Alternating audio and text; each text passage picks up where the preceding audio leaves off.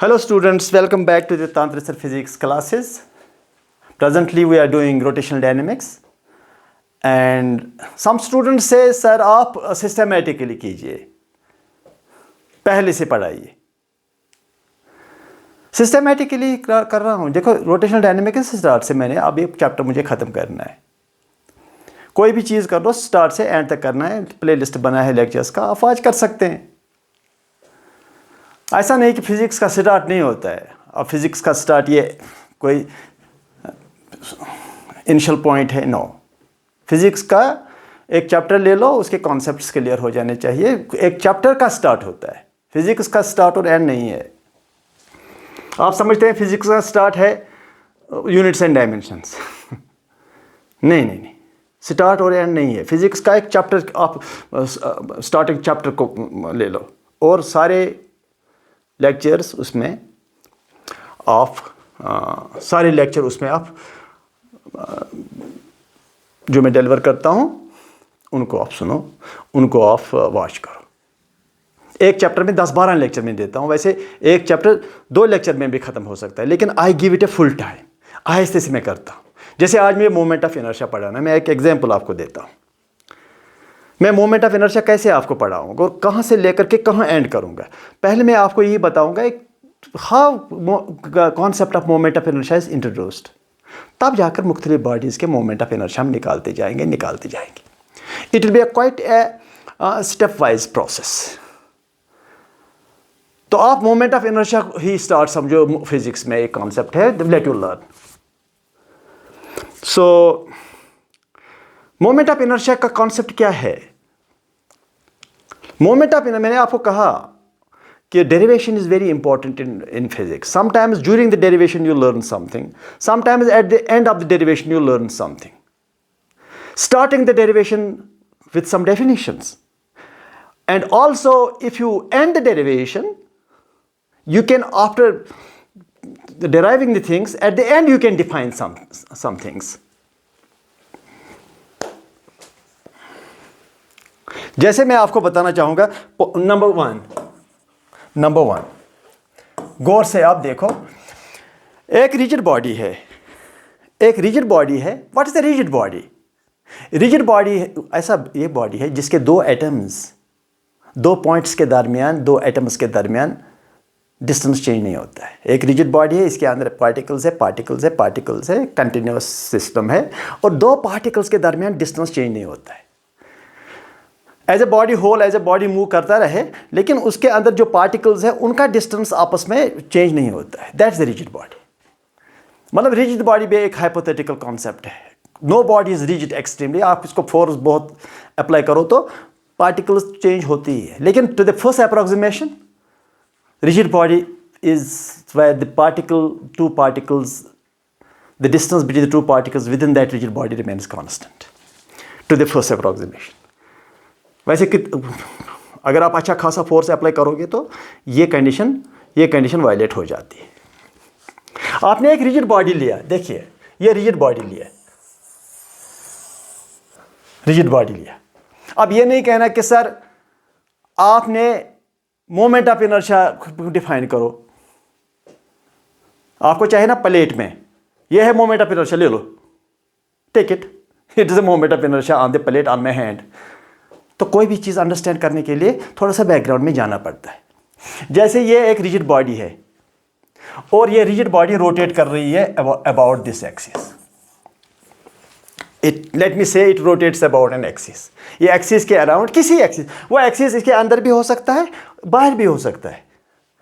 एक line, axis को कहो एक लाइन है जिसके इर्द गिर्द ये घूमता है. जैसे एक डोर है, door is rotating about that some axis, around it rotates. Window है, it may rotate about an axis. जब ये रोटेट करती है about some axis with angular velocity omega, जो हमने पहले ही डिफाइन किया है. इसलिए मैं कह रहा हूँ कि अगर रोटेशनल डायनेमिक्स आपने करना है तो पहले लेक्चर से ही स्टार्ट करो. और पहले लेक्चर में वो बताया मैंने, angular displacement and angular velocity. अब यहाँ आप नहीं कह सकते कि एंगुलर वेलोसिटी क्या होता है. जैसे डायरेक्टली कोई ये लेक्चर स्टार्ट करेगा तो वो कहेगा सर ये ओमेगा क्या होता है, what is this omega? It is angular velocity because the body is rotating. इसका कोई भी रेडियस वेक्टर ले लो किसी भी पार्टिकल का, that is moving, that is rotating and that cuts angle, and how much angle it cuts in 1 second is angular velocity. तो अब इस रोटेशन की वजह से इस बॉडी का काइनेटिक एनर्जी है, इस बॉडी का kinetic energy, and that kinetic energy is called, what you call that energy, that kinetic energy is called rotational kinetic energy. मैं इसका रोटेशनल काइनेटिक एनर्जी निकालना चाहता हूं, ठीक है, ओके। चलो लगे हाथ ये भी हो जाएगा, what is the rotational kinetic energy of a rigid body which is rotating about some axis with angular velocity omega, तो वो भी हो जाएगा। चलो मैं पहले वही निकालूंगा, रोटेशनल काइनेटिक एनर्जी, ठीक।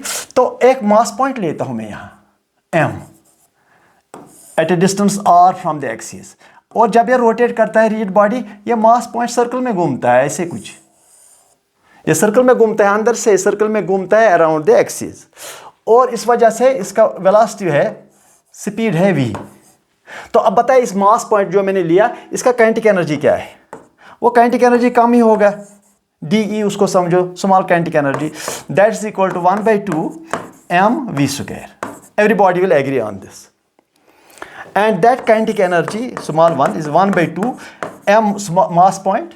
वैसे रिजिड बॉडी का मास अच्छा खासा है, ऐसा नहीं कि इसका मास वही एक पॉइंट का मास है, अच्छा खासा मास है। मैंने एक पॉइंट को लिया जो सर्कल में घूमता है, उसका काइनेटिक एनर्जी निकालने की बस कोशिश करूंगा मैं, ठीक।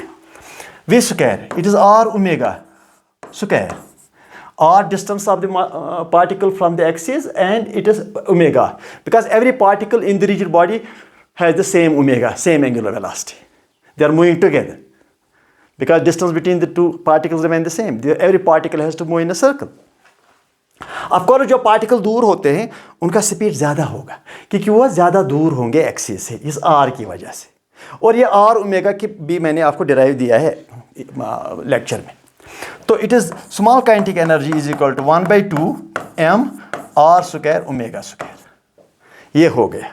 अब मुझे चाहिए सारे, ये जो सारा रिजिड बॉडी है इसका काइनेटिक एनर्जी चाहिए, उसको मैं कहूँगा rotational kinetic energy of the rigid body about some axis, any axis. ज़रूरी नहीं कि एक्सिस सेंटर ऑफ मास से पास करता हो, किसी भी एक्सिस से पास करता हो, तो it has a rotational kinetic energy about that axis, ठीक। तो अब it is 1 mr², it is small kinetic energy is equal to 1/2 m r² ओमेगा²। अब मैं सारे पार्टिकल्स के लिए एड अप करूंगा, I will add up for all the particles, कुछ नजदीक भी होंगे, दूर भी, सब पार्टिकल्स। और if I assume every particles is small has a mass of m, तो इसको समेशन कर दो, इसको भी समेशन कर दो, ये टोटल हो गया kinetic energy, rotational kinetic energy is equal to summation summation omega पर होगा नहीं कि that is a constant, summation होगा पार्टिकल्स और डिस्टेंसेस पर जो चेंज होते हैं। मुख्तलिफ पार्टिकल मुख्तलिफ डिस्टेंस पर है, मुख्तलिफ पार्टिकल का mass may be different, you can take different particles having different masses. तो ओमेगा² को बाहर निकाल कर समेशन हो गया 1/2 को भी बाहर, वो भी कांस्टेंट है, mr²। ये देखो summation of m, what do you mean summation of mr²? Summation of mr² means mr² का सम, मतलब m1 r1² एक पार्टिकल के लिए। ऐसे देखो अगर मैं करता हूं, यहां m1 है, ये r1 दूर है, तो क्या है इसका summation of mr²? m1 r1²। दूसरा पार्टिकल, ये पार्टिकल सपोज इसका m2 है, r2 डिस्टेंस है, उसका कहेंगे m2 r2²। सो ये summation of mr² is m1 r1² plus m2 r2² plus m3 r3² plus m4 r4² plus m5 r5², so on. कौन सा पार्टिकल कहाँ है, कौन सा पार्टिकल कितना मास है, कहाँ है, उसका प्रोडक्ट। अच्छा, तो के रोटेशनल इज इक्वल टू 1/2, अगर मैं यहां पर बीच में ये रखूंगा समेशन mr² और ये ओमेगा² लास्ट में रखूंगा। जरा रिकॉग्नाइज करो इक्वेशन को। क्या आपने ऐसा कोई इक्वेशन कहीं देखा है जिसके साथ कंपेयर करो? क्या कहा था मैंने? At the end of the equation derivation you can get something, at the start of the equation you can introduce certain quantities and define them, At the end of the expression, you can define something. You can define something. It is your choice. किसी चीज़ को भी आप define कर सकते हैं. अब ज़रा देखो यहाँ पर, क्या आप इस इक्वेशन को रिकॉग्नाइज करते हो? आप कहेंगे शायद नहीं, लेकिन मैं आपको याद दिलाऊंगा kinetic energy of a body, of any body which is moving in the translation motion, that's 1/2 mr square, mv square, sorry. 1/2 के साथ मैच हुआ ये 1/2, ये तो बहुत अच्छा हुआ. रोटेशनल काइनेटिक एनर्जी भी यही 1/2. ओमेगा स्क्वायर के साथ v स्क्वायर, वहां एंगुलर वेलोसिटी का स्क्वायर है, यहां लीनियर वेलोसिटी का स्क्वायर है. रिप्लेस अगर हुआ mr स्क्वायर हुआ, ये m जो है इसके बदले में mr स्क्वायर हो गया. तो इसका मतलब जो ट्रांसलेशन मोशन में m का रोल है, जो ट्रांसलेशन मोशन में m का रोल है, m मास का रोल है. क्या रोल है मास का? वही, अगर किसी का मास ज़्यादा है तो एक्सेलरेट ही नहीं होता है, किसी का मास ज़्यादा है तो ज़्यादा फोर्स दे तो एक्सेलरेट ज़्यादा होता ही नहीं. मैसिव बॉडी कहते हैं कि I have to give more force to cause it is acceleration. So mass में ऐसे डिफाइन करूंगा, if you allow me to define my own way, mass is resistance to acceleration. आप इनर्शिया भी कहते रहते, मगर मैं कहूंगा it is a resistance, obstruction, resistance, impedance to force, to acceleration. Force दे दो, ये एक्सेलरेशन होना नहीं चाहता है अगर ज़्यादा मास है.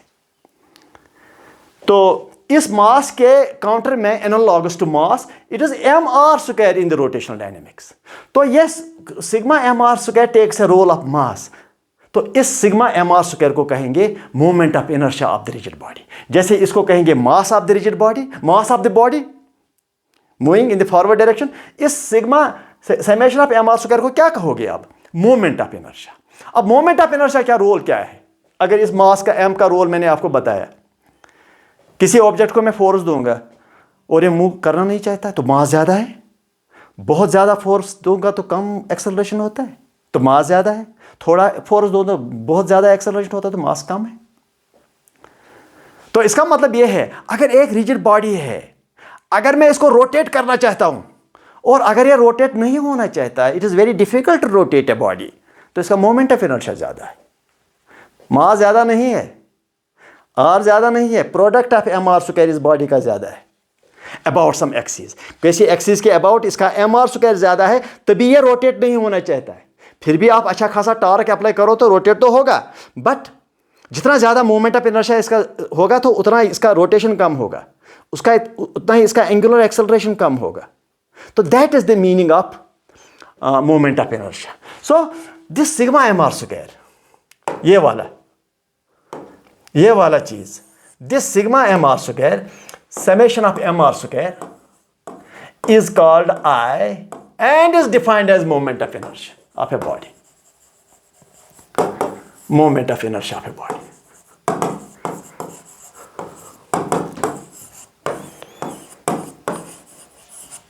It has the same role. It has the same role in rotational dynamics as the mass has in linear motion. It takes the role of mass in rotational dynamics. Rotation जब होता है बॉडी का, किसी body का, तो वहाँ मास नहीं, moment of inertia चलेगा. So moment of inertia is analogous to mass. It is as comparable to mass. It is analogous to mass in rotational dynamics. The moment of inertia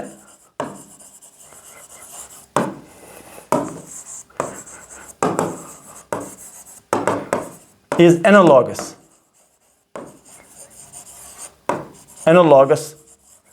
to mass.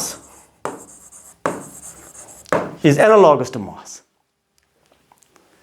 अगर किसी body का moment of inertia ज्यादा है, moment of inertia ज्यादा होने का मतलब अगर इसका mr स्क्वायर ज्यादा है, m ही नहीं r स्क्वायर के साथ, अगर वो ज्यादा है एक बॉडी में, समझो इसको रोटेट करना थोड़ा मुश्किल होगा.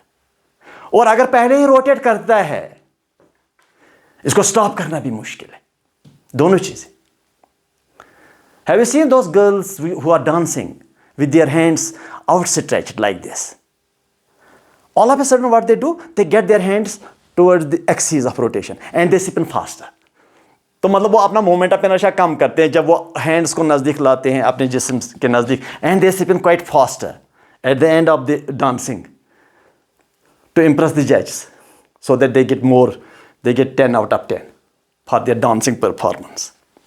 तो वो देख लेना, वो अपने जो हाथ होते हैं या टांगे स्ट्रेच करके वो टांगे भी एक्सिस के ओर लाते हैं और हैंड्स भी एक्सिस के ओर लाते हैं.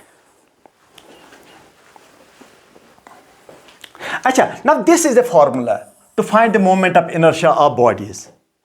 This is the base formula. मगर देखो, it is the formula which is for discrete particles, क्योंकि हमने rigid body का एक particle लिया. तो अगर continuous body का निकालना हो तो क्या करें, तो मैं आपको बताना चाहूँगा. ये देखिए, अगर ये I है हमारे पास, it is sigma mr square. ठीक, अगर मुझे rigid body कोई है, आप कहेंगे आपने rigid body तो लिया, लेकिन rigid body में मैंने एक particle लिया और फिर पार्टिकल का सम किया. अगर मैं एक रॉड लेता हूँ और डिस्क लेता हूँ या कोई भी रिंग लेता हूँ, स्फीयर लेता हूँ या कोई भी इरेगुलर बॉडी लेता हूँ, तो वहाँ मोमेंट ऑफ इनर्शिया निकालने के लिए इसी फार्मूला का होगा, सिग्मा का होगा समेशन अब integration. After all what is integration? That is summation over continuous distribution. Integration तो बेसिक रूल वही है. आगे जाकर के इसके बहुत सारे एप्लीकेशंस हैं इंटीग्रेशन के, लेकिन हम भूल जाते हैं बेसिकली है क्या ये चीज़. Integration simply means summation but over continuity in continuous distribution. So integration r square ऐसे ही रखो. अब इंटीग्रेशन है समेशन, तो ये एम है, इसको डीएम कर दो. तो this is the formula for finding moment of inertia of a body. Finding moment of inertia of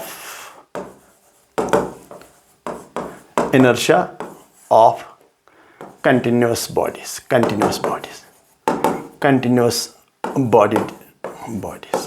मतलब कंटिन्यूस बॉडी हो ना, रॉड मास पॉइंट हुआ सिंगल मास पॉइंट जिसके डायमेंशंस बहुत कम हो लेकिन मास सेम हो, या जिसके डायमेंशंस आप नेग्लेक्ट कर सकते हो. और this is use for discrete particles.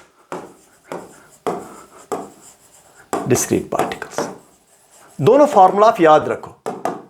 चलो मैं इस पहले फार्मूला को ना यूज करूंगा पहले 2-4 केसेस में, simple cases, because I start with the simple cases but I promise you I will and up with most difficult cases when we go towards the finishing of the lectures, last lectures में heavy questions भी हम कर सकते हैं, लेकिन पहले आहिस्ते से. ठीक, चलो सेकंड पॉइंट. चलो मैं एक सिंपल सा केस लेता हूँ. ये देखो, ये एक्सिस है, मास पॉइंट ये है, एम कर दो. ये मास पॉइंट चलो 2m कर दो. ये मास पॉइंट चलो m/2 कर दो. और मैं इस सिस्टम का, ये तीन बॉडीज का सिस्टम है. सपोज ये r समझो, ओके, ये 2r समझो, और ये भी चलो r/2 कर दो इसको. ये 3 मास पॉइंट्स है. जहां 3 है वहां 2, 5, 10 भी हो सकते हैं. जहां 3 है वहां 5, 10 भी हो सकते हैं.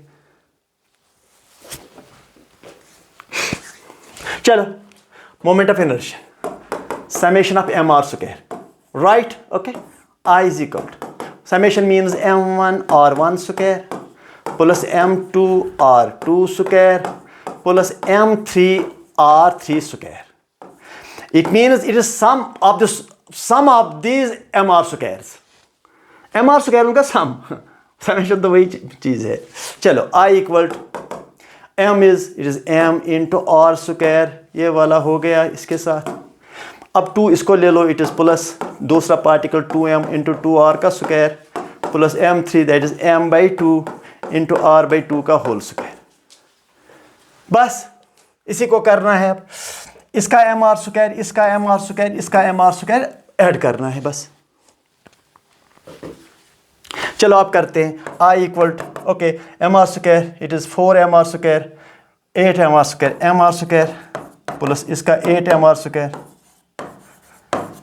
Plus it is r square by 4, it is m r square by 8. तो क्या लिखोगे इसका सारा? 8 plus 64 plus 1, 8 plus 64, 8 plus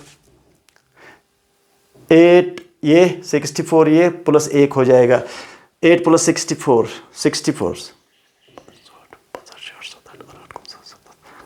72 72 + 1 73 mr²/8 answer हो गया।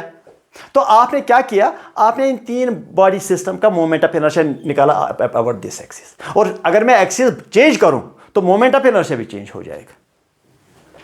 तो एक्सिस चेंज करने से अगर मोमेंट ऑफ इनर्शिया चेंज हो गया, मास वही है, क्या आप मुझे कोई स्टेटमेंट दे सकते हैं इस बारे में? एक्सिस चेंज किया, मास वही है, लेकिन मोमेंट ऑफ इनर्शिया सिस्टम का चेंज हुआ। ये इसको उठाकर यहां रखने का है या कहीं और पोजीशन पर रखने का है, तो मोमेंट ऑफ इनर्शिया चेंज हो जाता है। तो can you make a statement, a correct statement for this? तो कहना चाहिए moment of inertia depends on mass and it is distribution. And it is distribution means you are changing the axis. Mass axis से कितना दूर है, कितना नज़दीक है, उस पर डिपेंड करेगा। So I should write a statement here.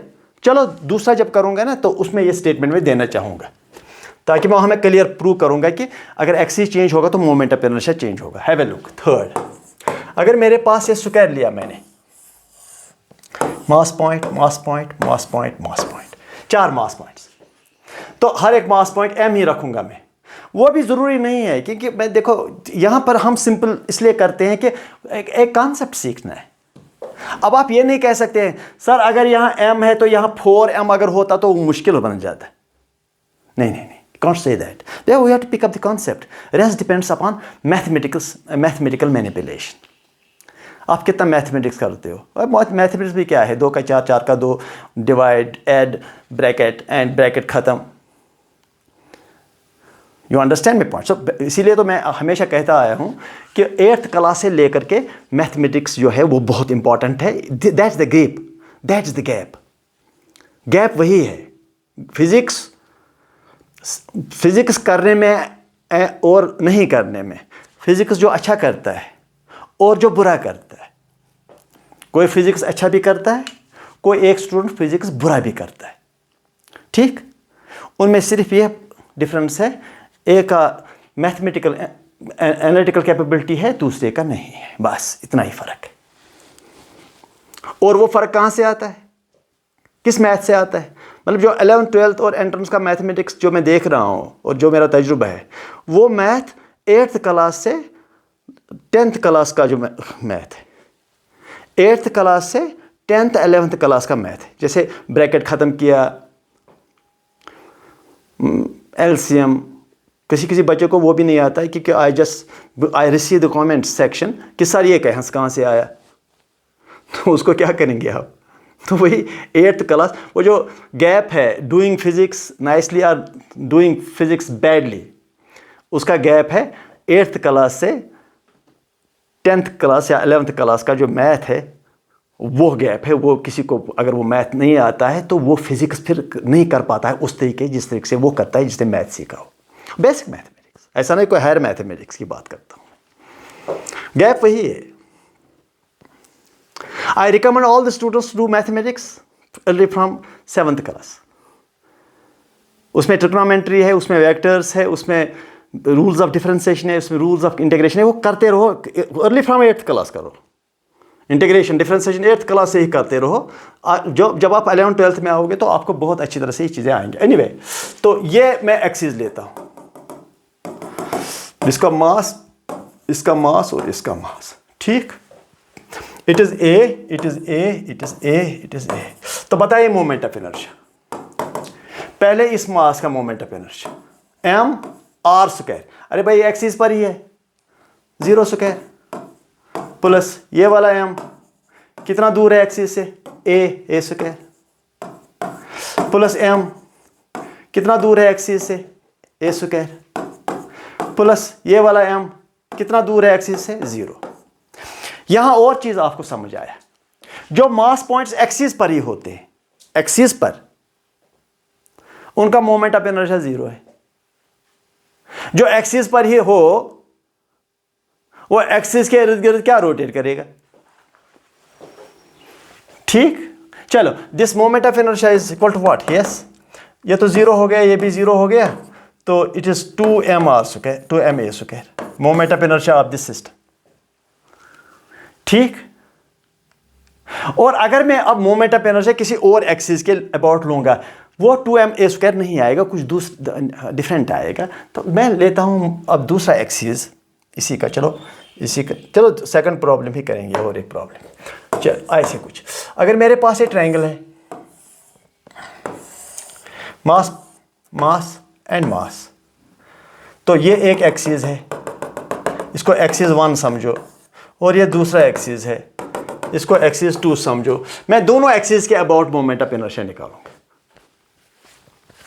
इसको ओके L समझो, और यहाँ से इसका भी सारा जो L है, लेकिन ये आधा अब L/2 है, ठीक। तो what is moment of inertia about first axis I1, बताइए। I1 है तो इसका हो गया 0, प्लस इसका इस मास का है m, और कितना दूर है एक्सिस से, इतना कुछ L/2 होल स्क्वायर, प्लस और ये मास कितना दूर है एक्सिस से, वो भी L/2 उसका स्क्वायर। और अब I1 किसके बराबर, शाबाश, यस, ये तो हो गया खत्म, चलो जाने दो। It is mL²/4, 2 times mL²/4 और 2 it is I1 is equal to mL²/2। हो गया moment of inertia about this axis, first axis. Now I want to find moment of inertia about axis second, ठीक है ना। चलो I2 axis ये है, इन दोनों का moment of inertia 0 because they are on the axis. अब रहा ये मास पॉइंट, अब होगा m, कितना दूर है, आप ये L दूर है ये एक्सिस से, नहीं, शॉर्टेस्ट डिस्टेंस की बात होती है।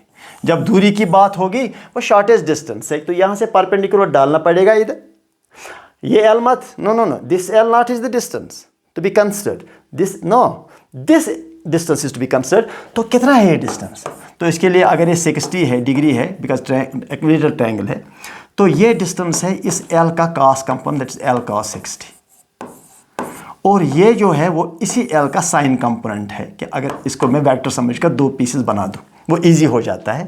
It's L cos, it is L sin 60। तो m को क्या मल्टीप्लाई करूंगा, ये L sin 60 उसका square,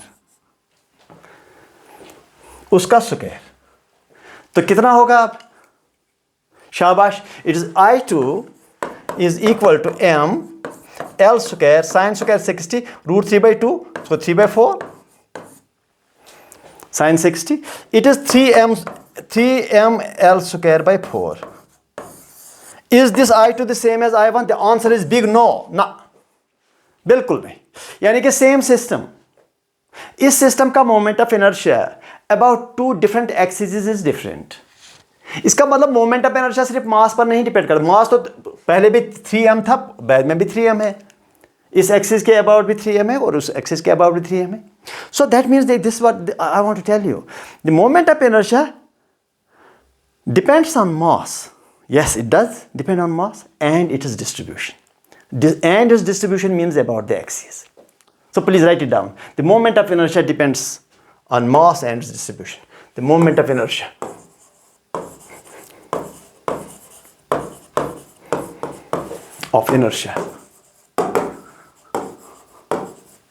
depends on the mass of the system and its distribution.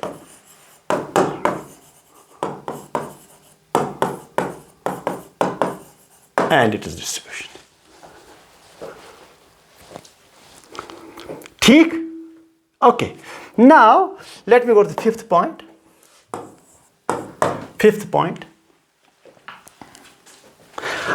और एक एग्जांपल देना चाहूंगा इसका, ये देखो, अगर ऐसे कुछ है, ये मास पॉइंट है, ये भी मास पॉइंट है, ये मास पॉइंट, लेकिन इस सर्कल का जो है मासलेस है। ये रिंग भी हो सकता है लेकिन मासलेस है।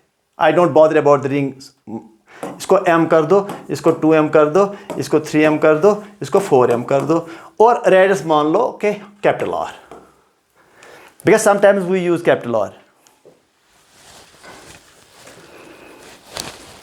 ठीक, तो बताइए moment of inertia about this axis.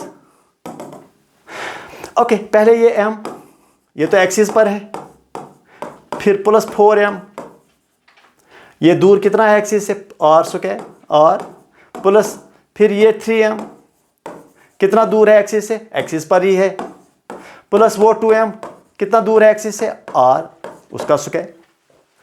मतलब यहां आपने ये सीखा, जो मास पॉइंट्स एक्सिस पर हों, they will not contribute to the moment of inertia because they have no chance to rotate about that axis on which they are.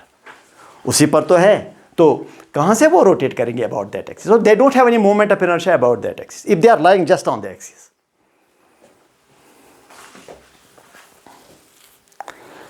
ठीक, अच्छा, okay. Now I equal to, ये तो खत्म कर दो और ये भी खत्म, ये हुआ 2r square 4r square, that means 6mr square. Answer, sixth point. Okay, चलो let me go to the now continuous mass distributions. अगर मैं कंटिन्यूअस मास डिस्ट्रीब्यूशन लूंगा फिलहाल, एक तो मैं सिमेट्रिकल बॉडीज लूंगा। देखिए, मैं एक सिमेट्रिकल बॉडीज लूंगा इन द फर्स्ट स्टेज, मैं सिमेट्रिकल बॉडीज लूंगा, और जो एक्सिस होगा वो भी एक खास एक्सिस ही होगा। That axis will be axis passing through their center of mass. एक symmetrical body लूंगा मैं, और दूसरा axis जो लूंगा about which I want to find the moment of inertia, that axis I will pass through the center of mass. Keep that in your mind. तो ये देखो, ये मैंने एक क्या लूँ, ओके, रिंग लेता हूँ पहले, ऐसे रिंग लेता हूँ। ये रिंग ऐसे कुछ बनाया मैंने, क्योंकि 3 डायमेंशन तो फिर करना पड़ेगा, इसको 3 डायमेंशन में लाना पड़ेगा। ये रिंग जो है, ये बोर्ड के आधा अंदर है आधा बाहर है, ऐसे हॉरिजॉन्टल प्लेन में ये रिंग है। तो अगर मैं ऐसे बनाऊं, यूं ऐसे कुछ मैंने इसको करने की कोशिश की है ओमेगा से। ये चलो रोटेट भी क्यों हो, इसका मतलब जो रोटेट नहीं करेगा उसका मोमेंट ऑफ इनर्शिया नहीं होगा। मोमेंट ऑफ इनर्शिया पहले ही होता है, फिर रोटेशन उस पर डिपेंड करेगा। अगर रोटेट किया जाए तो कितना रोटेट करेगा, क्योंकि वो उसका मोमेंट ऑफ इनर्शिया फैसला करेगा। ठीक, सपोज इसका मास m है, अगर मैं बोर्ड पर ही, डिजिटल बोर्ड पर ही ये रिंग लेता हूं, तो रिंग मैं ऐसे लूंगा डिजिटल बोर्ड पर, रेडियस r का, चलो कैप स्मॉल r, तो यहां रेडियस स्मॉल r है। अगर बोर्ड पर लेता हूं तो एक्सिस यूं है, ये एक्सिस है, axis is perpendicular to the board passing through the centre of mass of the ring, और यहां पर भी एक्सिस जो है सेंटर ऑफ मास से ही पास करता है। दोनों मैंने फिगर्स आपको दिए टू अंडरस्टैंड। तो मुझे चाहिए moment of inertia about this axis. ठीक, अच्छा, मैंने क्या किया, मैं एक मास पॉइंट यहां लूंगा dm, वो कितना दूर है, वो भी r दूर है, या यहां पर लेता हूं मास पॉइंट इधर, वो भी r दूर है dm।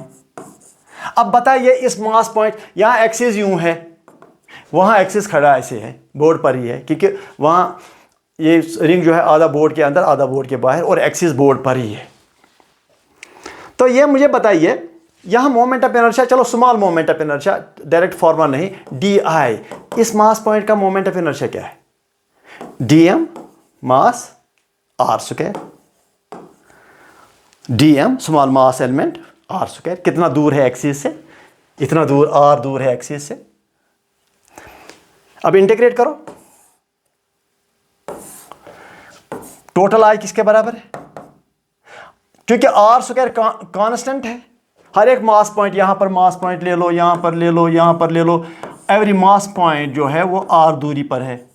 तो इसका मतलब ये r स्क्वायर जो है कांस्टेंट है, इसको आप बाहर निकाल सकते हैं, और इंटीग्रेशन होगा dm का, d और इंटीग्रल खत्म, और मोमेंट ऑफ इनर्शिया आपका मिला mr square. Answer,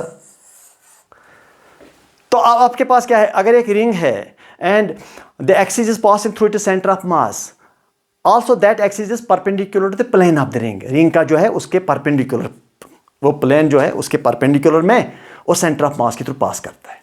there may be many other axis which will not be perpendicular but still passing to the centre of mass.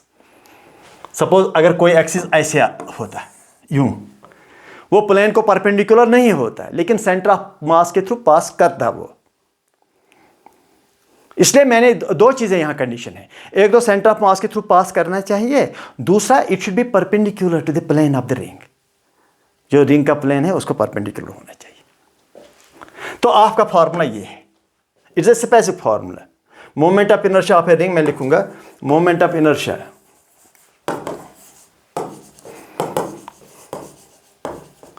of a ring about the center of mass, about the center of mass, perpendicular to the plane of the ring.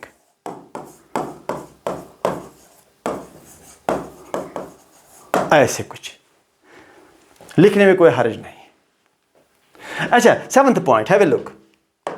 चलो थोड़ा सा practice में कराऊंगा आपको।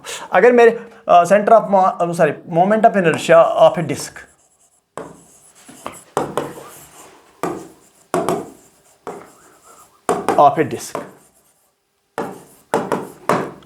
Moment of inertia of a disc का moment of about what, हाँ वो जरूरी बात है, बिकॉज अभी आपने देखा कि अबाउट एक्सिस पर तो डिपेंड करता रहता है ये, it always depends upon the axis, so we have to mention the axis.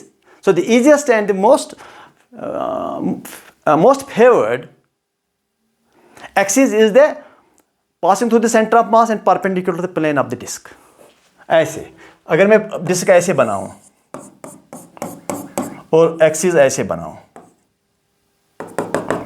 it is a plane, it is a disc which is in the horizontal plane। ठीक, इसका मास m समझो।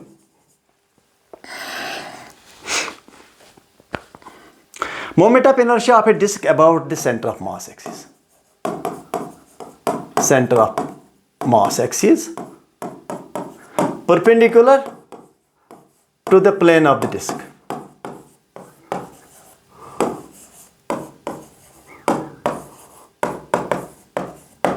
Perpendicular to the plane of the disk।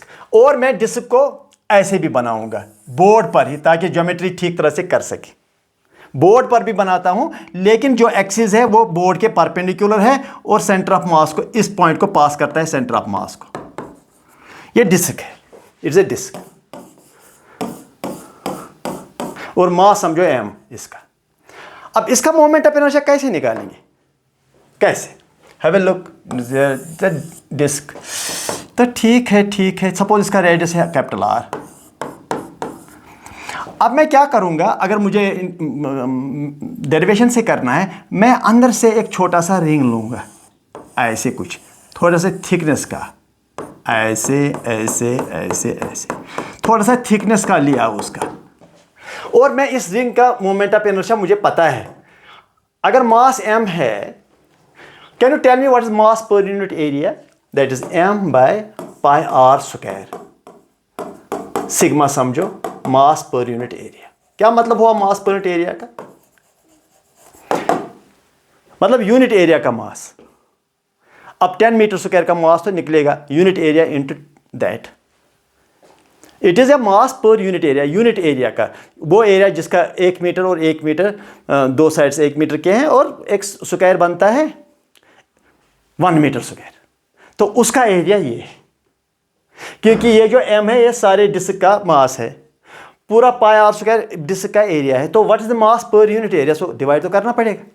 अच्छा, दूसरी बात ये है कि अब मुझे ये जो डिस्क है, सर डिस्क का मास मुझे बताइए। I want to see, can you find the disc mass dm। Disc का एरिया कितना है? वो एरिया ये नहीं है जो अंदर ये है, ये एरिया नहीं, वो डिस्क का, सॉरी रिंग की बात कर रहा हूं। What is the area of the ring? इस रिंग का, वो रिंग का एरिया ऐसा नहीं कि वो अंदर वाला एरिया ना, वो ये वाला एरिया है, ये this part of the area. जो मतलब इसको क्या कहूंगा मैं, रिंग के एरिया को क्या कहूंगा मैं? It is the ring area है, क्या मैं कहूंगा? मतलब अगर इस रिंग को बाहर निकालोगे तो उसका एरिया क्या है? उसका दिस वाला एरिया। अगर इसका थिकनेस जो है वो dr है, डी आर थिकनेस है। इसका एरिया क्या है? शाबाश, मैं ऐसे कहूंगा body area of the ring. Ring का अपने बॉडी का एरिया क्या है? नहीं कि ऐसा नहीं कि रिंग के अंदर जो जो जो ये है डिस्क, रिंग के अंदर वाला जो पार्ट है उसका एरिया नहीं, रिंग का वाला ये जो रिंग है उसका area, body part, body area of the ring वो है। पहले लेंथ निकालो रिंग का, दैट इज 2πr, और फिर डी आर को मल्टीप्लाई करो, हो गया area. The length of the ring into thickness is the area, into करोगे m/πr²। This has given the mass of the ring. अब मुझे बताइए what is moment of inertia of the ring? वो तो that is small moment, that small part of this disc. ऐसा नहीं कि पूरा डिस्क का मोमेंट ऑफ इनर्शिया है। D I that is dmr², क्योंकि रिंग का मोमेंट ऑफ इनर्शिया क्या है? mr²। तो m तो यहां पर ये वाला m है, dm। r² वही है जो यहां पर r² था, वो यहां पर भी r है। तो अब d I is equal to, शाबाश, what's d m? That's 2πr m/πr² into this r²। ठीक, चलो जी, चलो ठीक है। अब पाई और पाई कैंसिल हो गए, तो अब इंटीग्रेट करो। चलो अब इंटीग्रेट करते हैं दूसरी साइड से, 2/r², m ऊपर, r³ सब मल्टीप्लाई करके r वाले डी आर। कहां से इंटीग्रेट करो? जीरो। रिंग तो यहां से स्टार्ट हुई है, ring and biggest ring, bigger ring, bigger ring, bigger ring, bigger ring, bigger ring. Ring को इंटीग्रेट करते करते करते करते सारे रिंग्स को इंटीग्रेट जब करेंगे तो वो हो गया 0 to कैपिटल R। वो रिंग्स को इंटीग्रेट करता है। हमने ये रिंग लिया, लेकिन हमने सेंटर से सरफेस पेरिफेरी तक सारे रिंग्स लेने हैं, तो इंटीग्रेट होकर के टोटल आपको मिल जाएगा। This is the meaning of integration. तो 2m/r² बाहर निकालो, और ये जो r³ है इट इज r4/4। फिर 0 वैल्यू देना है, वो तो 0 ही होगा। 1/2mr²। आंसर हो गया इसका। तो कोई भी आपको कहेगा what is the moment of inertia of the disc about the centre of mass axis perpendicular to the plane of the ring, 1/2mr²। Ring का ज्यादा है for the same mass, disc का कम है, क्योंकि रिंग में सारा मास बहुत बाहर होता है, और डिस्क में कुछ मास अंदर भी, कुछ मास बाहर भी, और एवरेज आउट हो जाता है। तो जितना मास बाहर से बाहर होगा उतना मोमेंट ऑफ इनर्शिया ज़्यादा होता है। तो मैंने आपको अभी डांसिंग गर्ल का एग्जांपल दिया। When the dancing girl has her hands outstretched, उसका मोमेंट ऑफ इनर्शिया ज़्यादा होता है, क्योंकि वो मास पॉइंट्स को एक्सिस से दूर लेती है। लेकिन जब उसको स्पिन ज़्यादा करना होता है तो she gets her mass points closer to the axis like this, and she spins faster. Because जब मोमेंट ऑफ इनर्शिया कम होगा तो एंगुलर वेलोसिटी ज़्यादा हो जाएगा, because she will spin fast.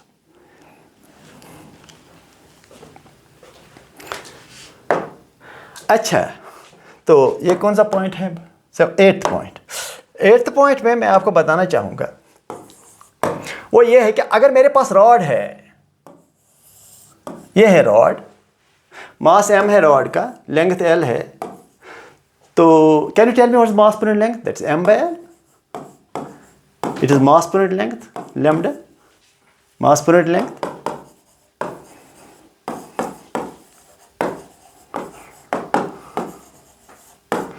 तो मुझे चाहे moment of inertia about which axis, इस एक्सिस ऐसे लाइन डालो बुरा है, ऐसे लाइन डालो, कोई भी लाइन डाल सकते हो एक्सिस, लेकिन the best axis about which it is easy to find, ये एक्सिस, अच्छा मिडिल पॉइंट, ऐसे axis through the centre of mass, ठीक, and perpendicular to the length of the rod.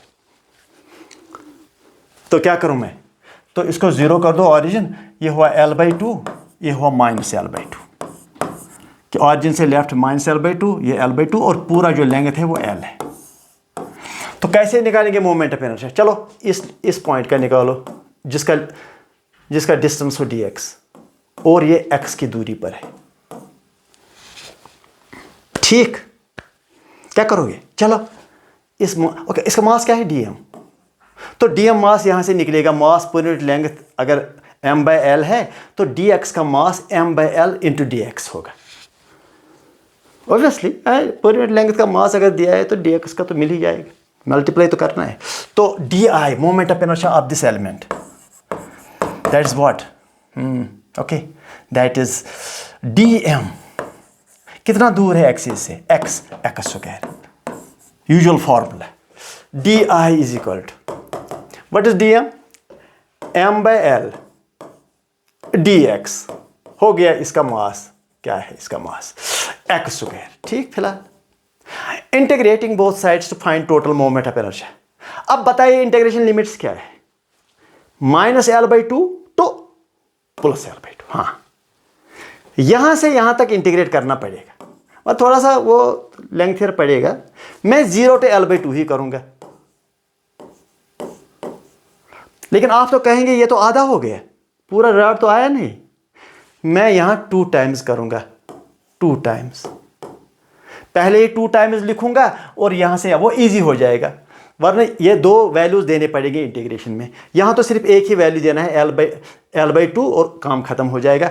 ये हुआ moment of inertia. I equal 2 बाहरी है, m बाहर निकालो, l बाहर निकालो और इंटीग्रेशन करो किसका? x स्क्वायर का। और 2 बाहर, m भी बाहर, l भी बाहर, और इस x स्क्वायर का integration x³/3 under limit 0 to l/2। अब ये नीचे वाला लिमिट देने की जरूरत ही नहीं है क्योंकि वो 0 ही हो जाएगा आगे, सिर्फ l/2 का इंटीग्रेशन आप वैल्यू दीजिए। तो व्हाट शुड आई डू? चलो यहां ही निकालते हैं। 2m/3l ये वाला, l³ का दीजिए वैल्यू x का दीजिए वैल्यू l, सो l/2 होल क्यूब, और दूसरा जो है वो 0 हो जाएगा, वो लिखने की जरूरत नहीं है। तो यहां पर मैं और एक चीज करता हूं, वहां से लेकर के इधर, इट इज 2m/3l l³/8 ऐसे। तो अब इसका शाबाश, दैट इज l ऊपर l स्क्वायर होगा, 2 4 1/12 ml square is the moment of inertia. Yes, that is the moment of inertia of a rod about the center of mass axis perpendicular to the length of the rod. अच्छा, इसी rod का निकालता हूं मैं, मगर not about this axis, about this axis. Let me see what happens. अच्छा होगा, वो 1/12 ml square से ज्यादा ही निकलेगा, क्योंकि उस सूरत में अगर एक्सिस यहां होगा तो सारा मास एक्सिस से दूर हो जाएगा। यहां कम से कम कुछ मास एक्सिस के नजदीक भी है, वो सारा रॉड ही एक्सिस से दूर हो जाएगा। तो मुझे लगता है कि moment of inertia should be lesser, it should be lesser obviously. Let me see, have a look. 9th point, ये है रॉड, ये है अब एक्सिस, ये 0 हो गया, ये l हो गया। तो फिर से एक एलिमेंट ले लो अगर जरूरत है, x, ये dm है। बताइए मोमेंट ऑफ इनर्शिया, छोटा सा moment of inertia of this mass element about this axis, dm तो है ही x square, di is equal to what is dm?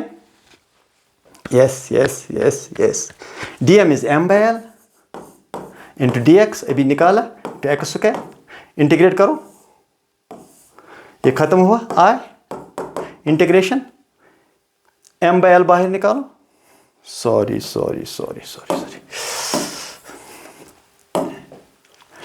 I equal to m/l बाहर निकालो, इंटीग्रेशन करो x स्क्वायर का, वही लिखा मैंने। चलो, लेकिन आप इंटीग्रेशन लिमिट्स दीजिए मुझे, कहां से कहां जाऊंगा मैं? यहां से यहां जाना है सीधे 0 to l, ये एलिमेंट पहले यहां, फिर यहां, फिर यहां, पहले 0 पर ही, फिर यहां, फिर यहां, एंड फाइनली यहां पर लास्ट एलिमेंट यहां आएगा l पर, इनिशियल एलिमेंट पहला एलिमेंट यहां आएगा नजदीक। तो इंटीग्रेट करना पड़ेगा, पूरा कंटिन्यूअस समेशन करना पड़ेगा।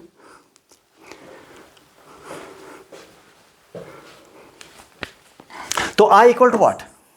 Yes, m/l x³/3 0 to l, this I equal to m/l l³/3 दूसरा लिमिट देना ही नहीं है, ज़ीरो, वो ज़ीरो हो जाएगा, -0 is equal to 1/3 ml square, क्योंकि एक L ऊपर L³ है, नीचे L है, तो बचेगा ऊपर L square.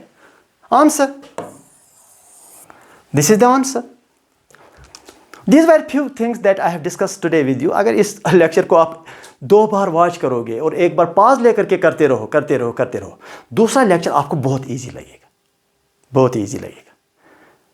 Continuously watch my lectures, this is and subscribe to my channel Tantra Sir Physics Classes, and rotational dynamics will take a few more lectures, but finally when I go to the last point, it will be very those lectures, they will help you in competing at the national level. These are the things that you should do before you do something substantial or something so nice that you can be prepared for the national examination, or those things which are asked there. तो last में हम तो ये भी करते हैं कि जो भी PYQs है पिछले 40 साल के, वो भी तो कर लेते हैं इसमें, लेकिन ये आहिस्ते आहिस्ते करना पड़ेगा। ठीक, ओके, थैंक यू, अस्सलाम वालेकुम।